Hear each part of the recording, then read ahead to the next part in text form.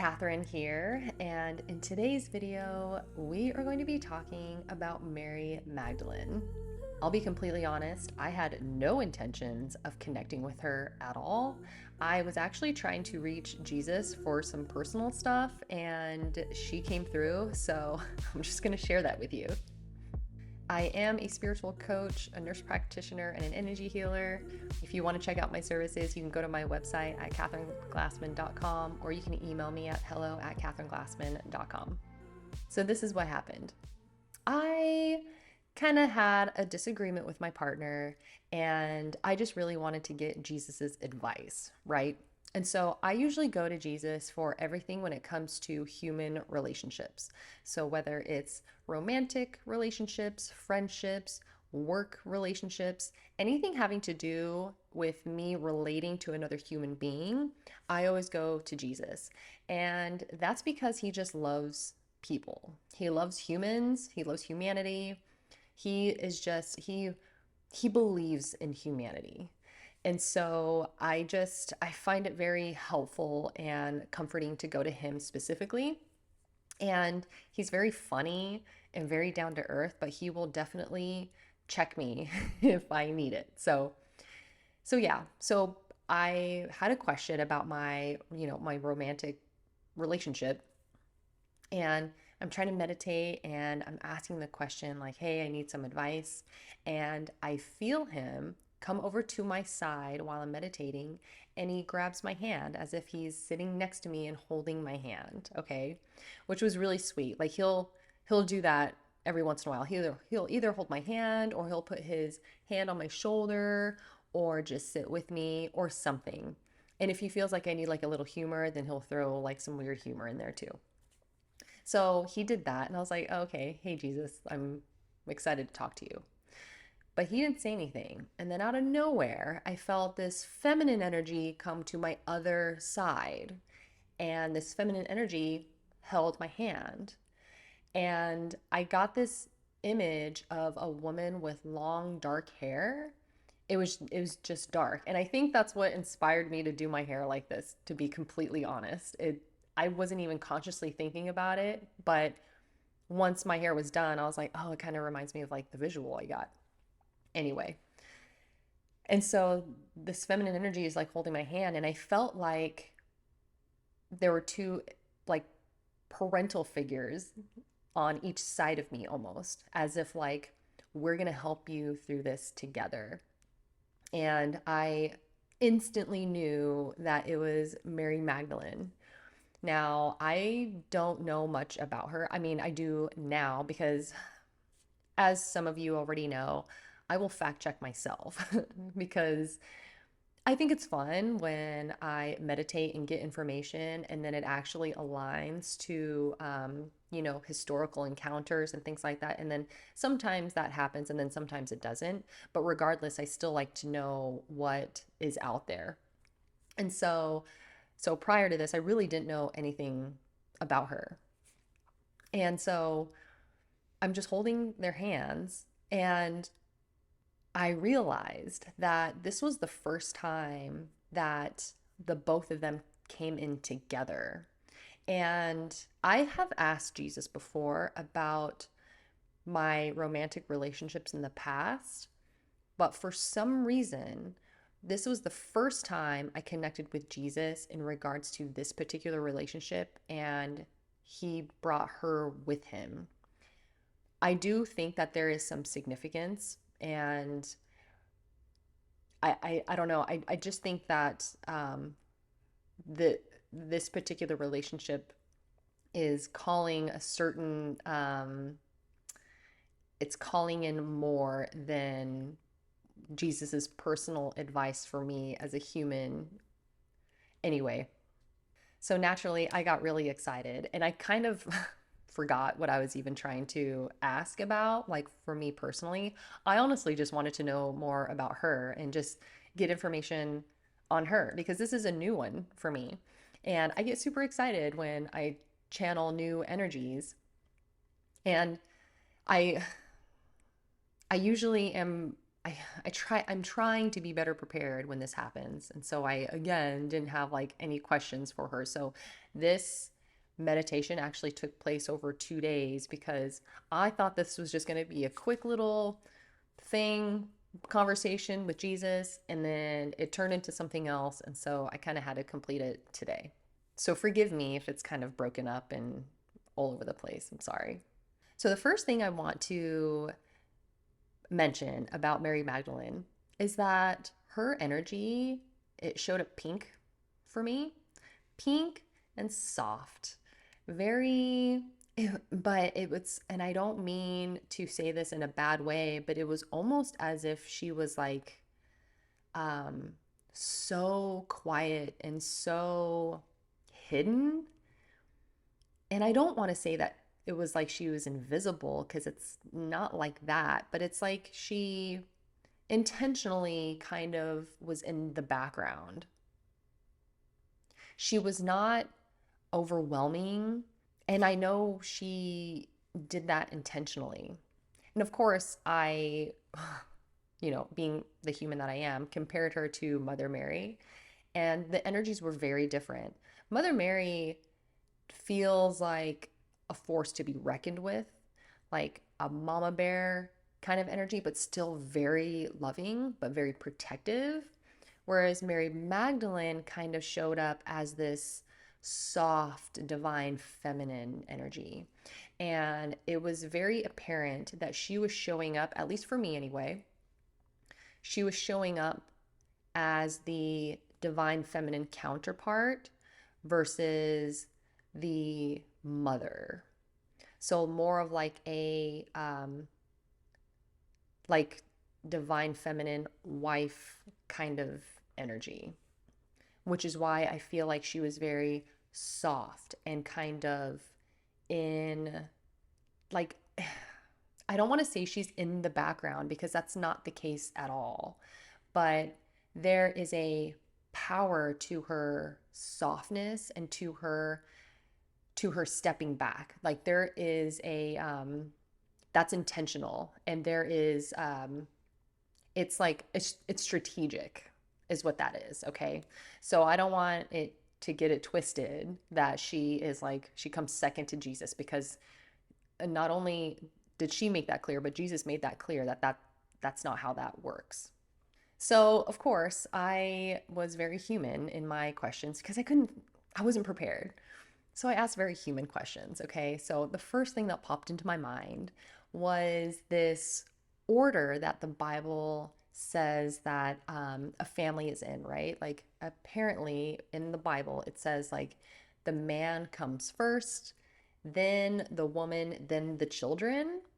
And so I guess some would interpret that like the wife is supposed to serve the man. And what they told me, and just obviously, this is all channeled information through meditation, okay? So, like, take it or leave it. I'm not here to convince anybody. I'm just having experiences and I'm sharing them with you. And if they resonate, great. And if not, that's okay. And so they said that that is not how that is meant to be interpreted. The way that um, concept is meant to be interpreted is by the order of protection. And so men are meant to protect women, or the husband is meant to protect the wife, and the wife or the mom is meant to protect the children. So that's what that order actually means. As far as one serving the other goes, when it comes to a relationship, there is no one serves the other over another. It is them two serving each other. But when it comes to the concept of masculine and feminine energy, it is those energies that serve one another and fill in the gaps. Both of the energies have strengths and they have weaknesses. And so the counterpart is meant to pick up where the other is weak. And so often when it comes to a man and a woman, or masculine and feminine energy, which is really the more appropriate way of um, addressing relationships. It's not about men and women being together, but it's more about like masculine and feminine energy. The masculine energy has a strength in protecting and moving through the physical world, through matter, through the third dimension. Whereas the feminine energy is much softer and receives, but moves more through the metaphysical world and tend to be more intuitive.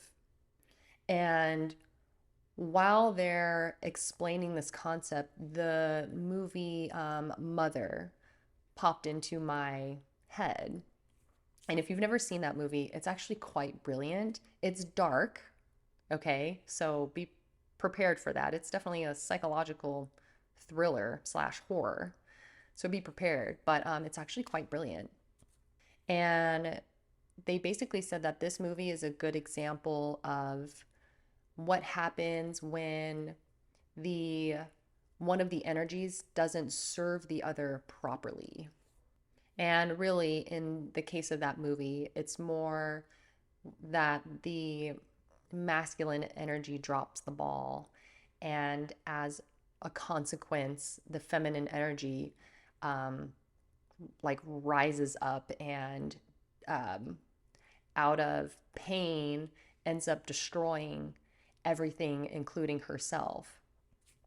And it's so symbolic because I don't want to ruin the movie if you plan on watching it, but it's very symbolic. And in the movie, it shows that the masculine energy is protecting this tiny little diamond, this beautiful diamond, and he like is very careful about it. He doesn't allow anybody to touch it, and you're barely even allowed to look at it. And in the end, you understand why he was protecting it so much. And but because through his own selfishness and being blinded by greed, you know, it ends up destroying like that diamond. I don't, it's just so good. It's so brilliant. Now, my next human question was if they were married, because during this, meditation, that was just a given, was that they were married just by the way they appeared to me, right? But it turns out, I guess, there is nothing in the Bible that says that they were married or that they were romantically involved.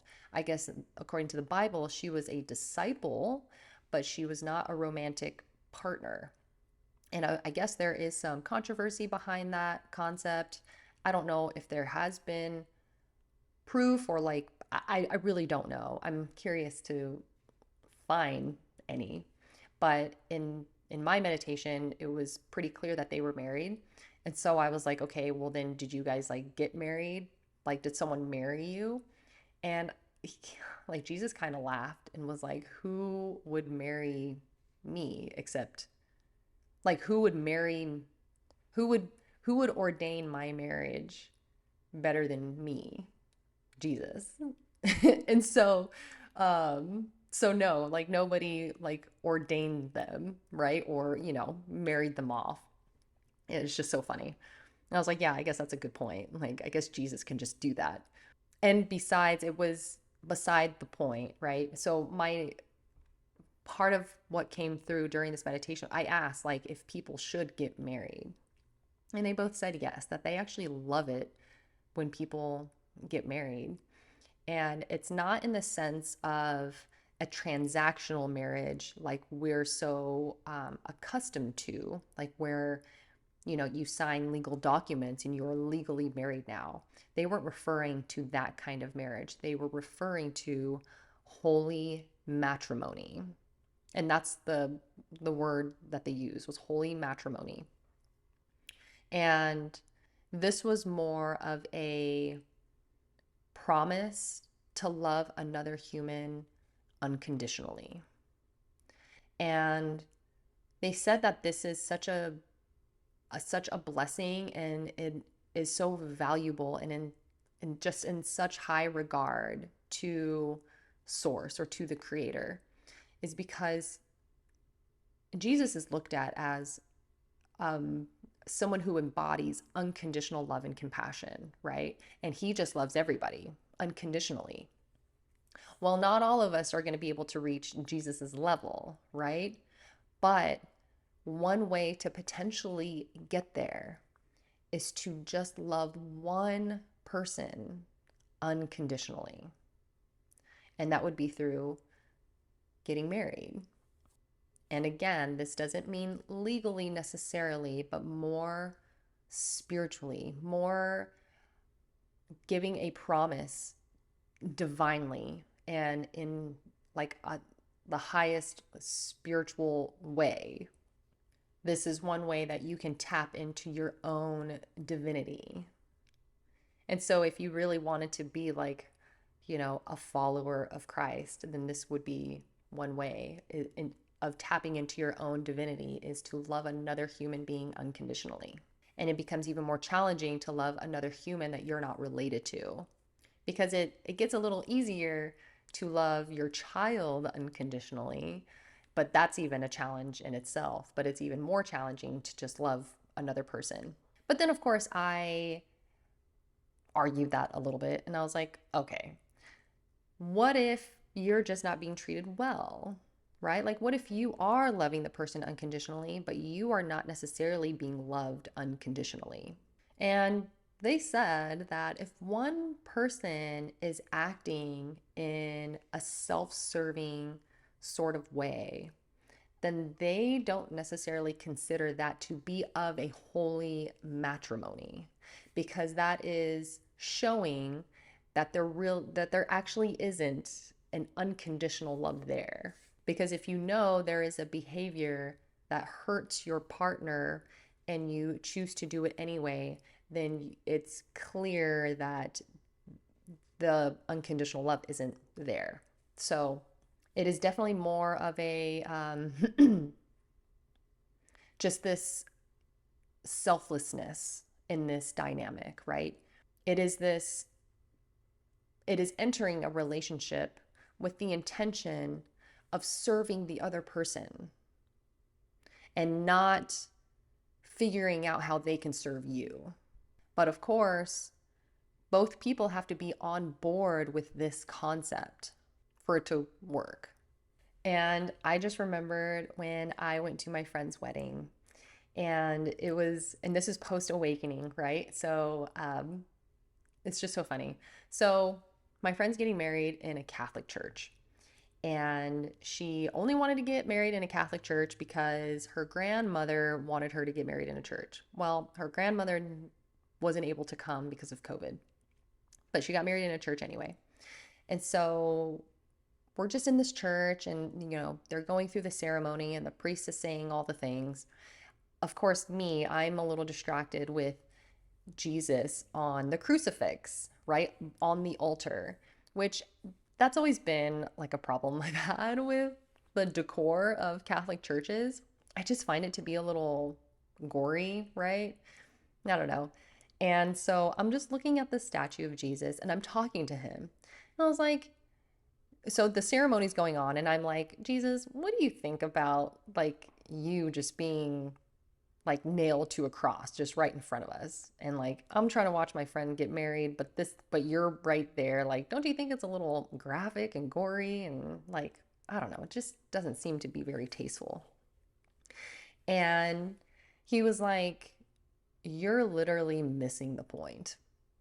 You are missing the point of why we're even here today. And he comes down off of the cross and he positions himself between my friends that are getting married. So it's the priest by the altar, then it's my two friends, and then Jesus is on the other side of the priest. And I see him take his hands and he puts his hands on top of theirs. And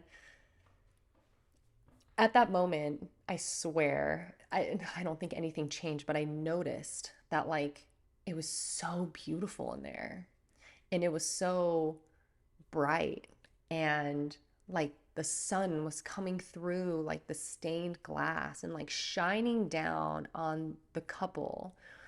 And I started to get emotional just watching this. And he was like, "Isn't it so beautiful that we are gathered here today to watch two people promise their love for one another?" He's like, "It's not about the objects that are in the church, it is about the love and energy that is cultivated within the church." And it's just full of like loved ones and friends and family, and we're all smiling and watching this beautiful act, right? And some are crying, and then I started crying at this moment because it was just so beautiful. Like Jesus totally checked me. It was so funny.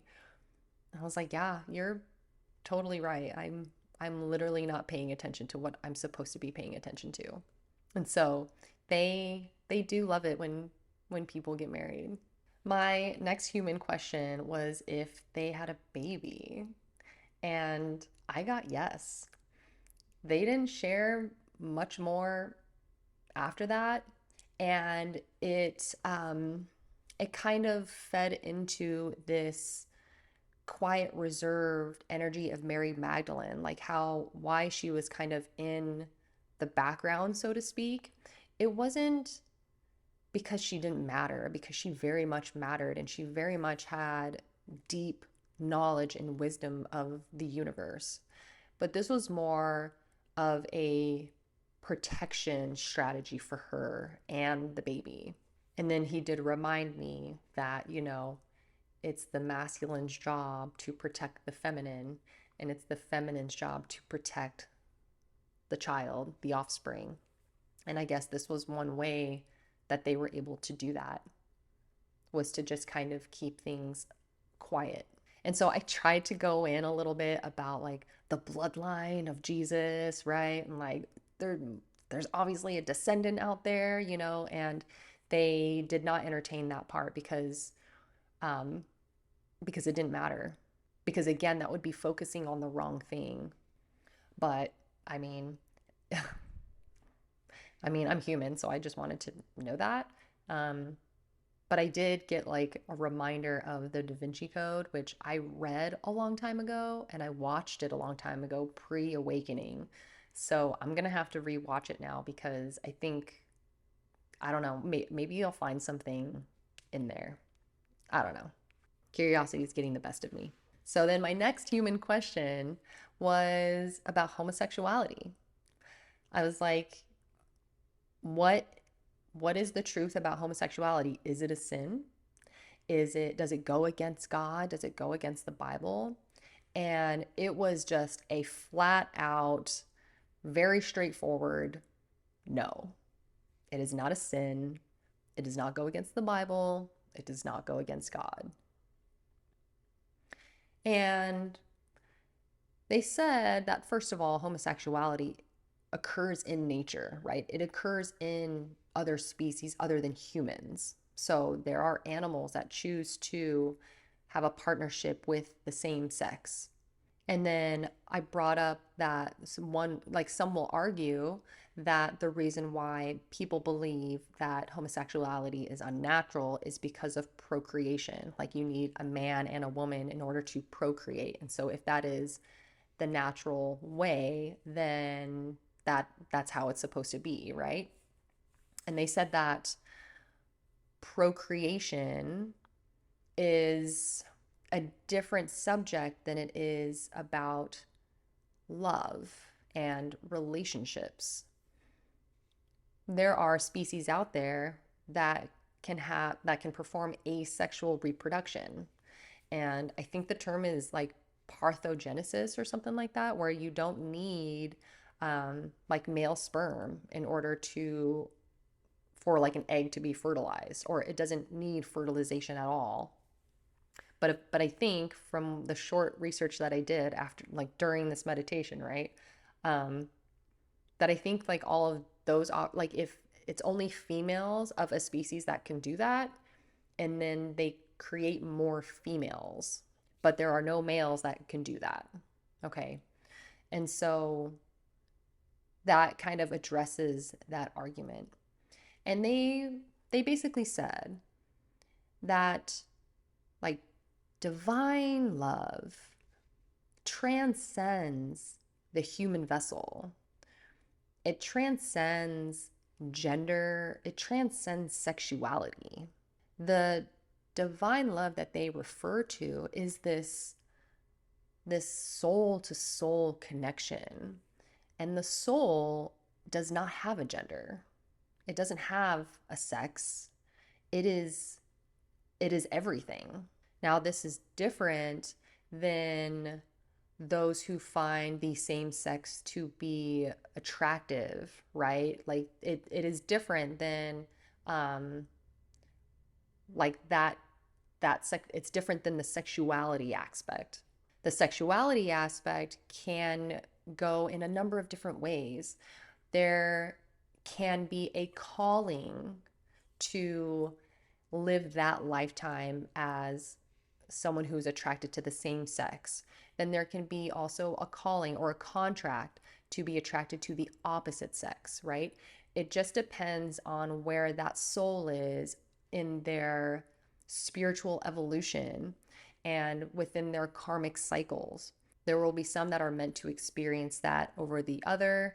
And then there are some souls that are truly balanced with masculine and feminine energy within themselves, and which is not as common, but they exist. And so if they are truly balanced within themselves, then they may potentially consider themselves to be non-binary.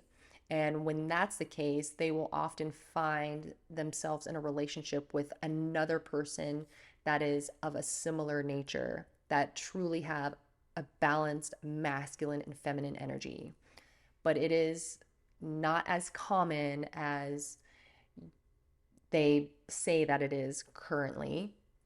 And it's different if one wants to just label themselves as that without truly understanding where they are in their soul's evolution.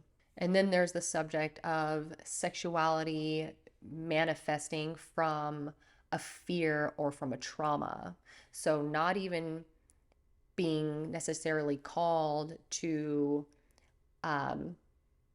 live your sexuality in a certain way, but rather it just be a consequence of some sort of trauma that you experienced. So, it's all convoluted, and then there's semantics, and it gets a little confusing when you throw in the gender and the sexuality aspect of it. What they are referring to is this deeper, divine, like true love that one would have for another. It is something that is beyond those subjects. So they made that very clear when I asked this very human question. And then I asked, like, if you are actually meant to be with somebody, will you get signs? And they said yes. You will get signs that you are meant to be with someone, but you will also get signs that you are meant to be with someone for that season. As in, there is a lesson to be learned within that karmic relationship, I guess. And so you will get a sign for that, but you will also get a sign when it's time to leave. And then you will also get a sign when you are not meant to be with someone, even though you kind of want to try to be with them, okay? But there is truth to this phenomenon of people just knowing, right? And I would always ask, like when I worked in the ER, especially if I had a patient that was with their significant other for, 50 plus years or whatever, or if they just seemed to have a really beautiful relationship, I would always ask, like, how did you know and how soon did you know? And all of them would say that they just knew and that they knew right away. And so I'm gonna and of course they reminded me of some of the signs that I experienced within my own personal relationship right now. So funny. So I'm just gonna give you one because the other are very personal. And maybe I'll share those with you one day, but I'll just share with you one of them. And this was after we had our like first big argument. And I was over at his house, and I just wanted to leave. I was over it. And that was just an older coping mechanism that I would display, is just becoming, just crawling up into my shell and just becoming a recluse and just being by myself. Like that was always my defense mechanism, right? And that's what I wanted to do. I just wanted to leave and just go home and just be by myself. I feel safe being by myself, right? Like at the time. And so I remembered walking outside and my car was towed. Couldn't leave even if I wanted to. It's just so funny. And, being the kind and generous guy that he is, like he didn't even ask questions. He just felt so bad. He drove me over to the car lot, paid $250 for my car to get out of there, and then just let me go on my way. But it was just so funny. That was one of the first ones, but there have been many signs, and it's just so funny. One day I'll share it with you guys. And he can attest to it too. And it's funny because when yeah, spiritual women are hilarious because there are just things that happen and they're just so weird and they're just beyond coincidences. And then they're like, okay, maybe there's something to all this. So it's just funny. So then I specifically asked Mary Magdalene for any final words because I kind of felt like Jesus kind of took more of the conversation, if I'm being honest, but I got super excited to connect with Mary Magdalene, so I addressed her specifically. And I was like, what are your final words? Like for anyone who is listening to this. And I wrote it down, so I'm going to read it straight from my notebook. She said, walk with unconditional love. You shouldn't have to step out of your softness to have your needs honored. You should never have to raise your voice to be heard. The quieter you speak, the more closely people have to listen.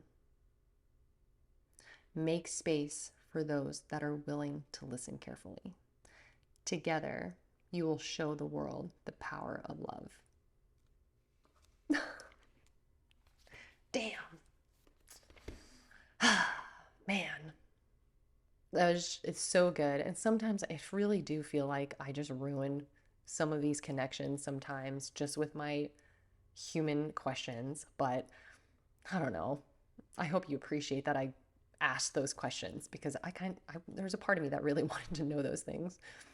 But yeah, and after I did this meditation, I did try to like look up other channelers that may have connected with Mary Magdalene. And I guess it is a common thing is for both of them to come in together. So if you are having any issues with your relationship, your romantic relationship, if you're thinking about getting married, or just wanting to find like your divine counterpart, then I definitely encourage you to reach out to both Jesus and Mary Magdalene. I'm so glad that I did. Or I'm glad that they chose to come in together for me. So anyway, I hope you liked the video. Give it a thumbs up if you did. Consider subscribing, and I will see you next time.